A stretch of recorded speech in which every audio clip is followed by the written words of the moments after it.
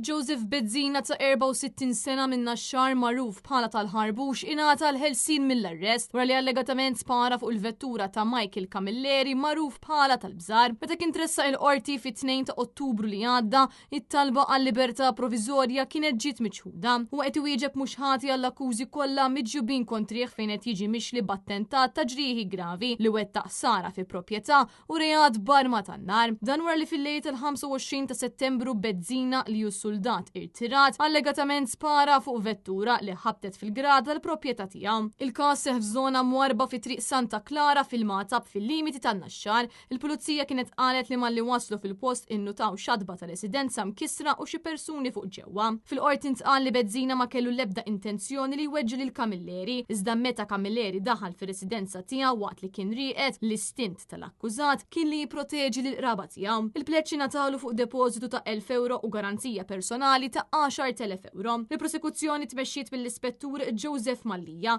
flimkien mal-avukat Kenneth Camilleri fisem l-avukat ġenerali. Għal-Bezzina deru l-avukati Arthur Azzopardi u Jacob Magri. Għall-allegat vittma qed jidru l-avukati Franco De Bono, Jose Herrera, Matthew Xwireb u Martina Herrera.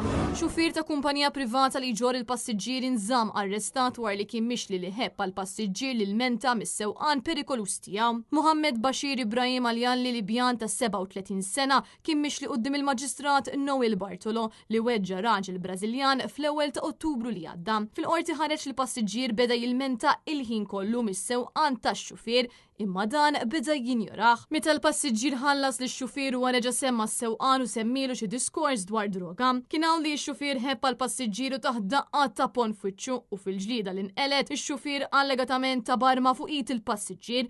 Ix-xufier telaq mill-post u ħalla lil passiġġier bid-dem ħireġ. Il-Libjan wieġeb mhux ħati tal-akkużi miġjubin kontrih u minkejja li saret talba għal ħelsien mill-arrest din kienet miċħuda.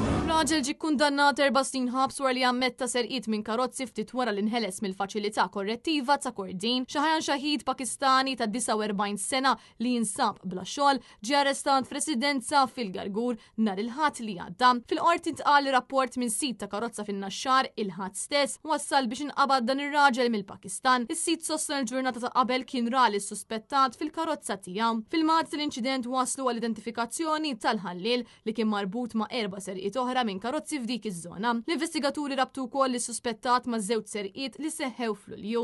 Il-maġistrat Noel Bartolo kundanna lill-akkużat għal 4 snin ħabs effettivi u ħareġ ordni ta' trażżin u trattament għal sena war l-akkużat jiskonta l-pina.